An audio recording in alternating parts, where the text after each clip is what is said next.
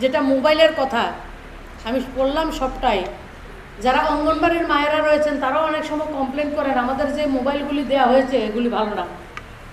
তো আপনাদের মাধ্যমে আজকে থেকে আমি সরকারের কাছে দাবি রাখবো, হয় মোবাইল ভালো দাও নতুবা টাকা দাও, দুটার একটা।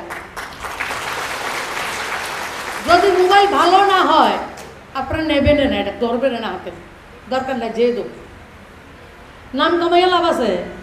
হ্যাঁ বললো এটা ব্যবহারও করতে পারতাম না, আর এটা কাজেও লাগতো না। তো কাজে না লাগলে পয়সা খরচ করে, পয়সা কার? আমরা রে, তো পয়সাটা তো আমরা রে। এসব মোবাইলের আমার দরকার নাই।